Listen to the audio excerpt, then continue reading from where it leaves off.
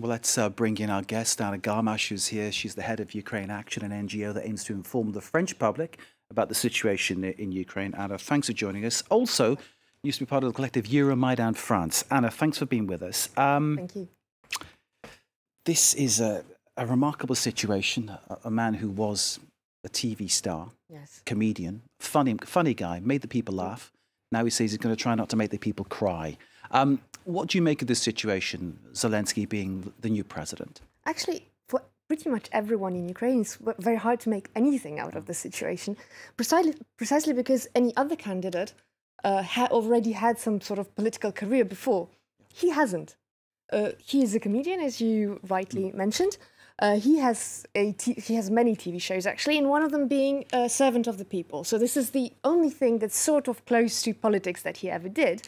And it's a TV series where a person, basically, well, the character that he's playing, by chance, pretty much becomes president. And so this is fiction. And so I guess that some people might have projected something off this TV show onto him. He has always been pretty vague about his promises. He did have a program, however, it is extremely vague. So no public policies have been mentioned there. Actually, so in a sense, his manifesto was basically the TV program he was in. Is that what we conclude on that? Somehow, yes. He has deliberately remained very vague. His program, as I said, has just very vague statements, as in, security, wealth for the people, and ending the war, and well, war and corruption, of course. But beyond that, it's very hard to actually imagine how he's going to deal with those questions.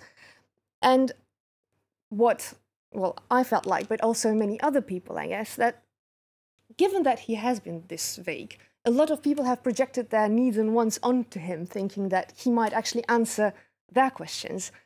However, it's very hard to say what kind of questions he's going to actually answer and what his actions are in fact going to be. That's the danger, isn't it? The weight of expectation. Yes. People looking for answers, they're trying someone different, much as they did with Emmanuel Macron here in France. Yes. I mean, a different context, of course, but it's the same kind of thing. People looking for answers, the expectation will be massive on Zelensky. Yes, but the thing is, if you look at the previous presidential elections in Ukraine, there was just one case where a president was re-elected, and it was because he was in the second round of the presidential elections. He ended up with a candidate from the Communist Party. So, of course, it was easy for him to actually win a re-election.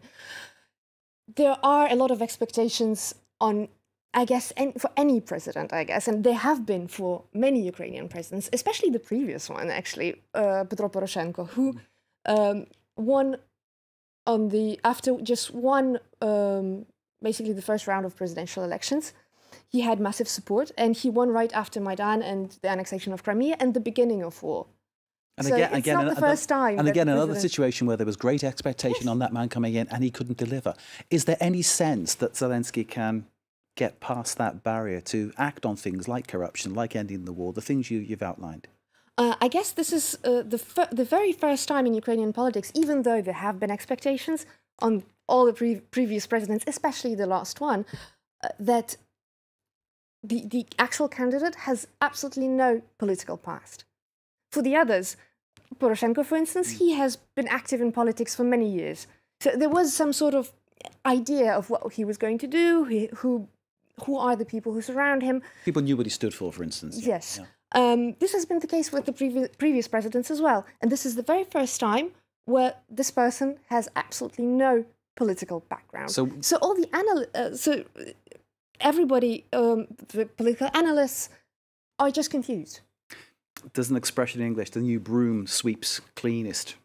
Is this going to happen, do you think? I mean, I'm kind of asking you the same question again. Can he do what he's setting out to do, do you think? I have trouble imagining that he has actually the power to do what he wants to do. Does he be working with the same mechanisms or the same structures? Yes. That's the problem. Well, he wants to do. I don't really know what he wants to do, to be honest, because he has announced a certain number of things. However, he hasn't expressed any political beliefs before his campaign. In spite of what you're saying, I see optimism in your face. Do you feel optimistic? A little bit, at least? I'm not sure. I'm waiting to see what's going to happen. Honestly, I don't want to express any optimism or any pessimism for that matter, really. Anna, thank you very much to Garmash, who's head of Ukraine Action, the NGO based here in France, informing people on the situation in Ukraine. Thank you for joining us here at France 24. We appreciate your time.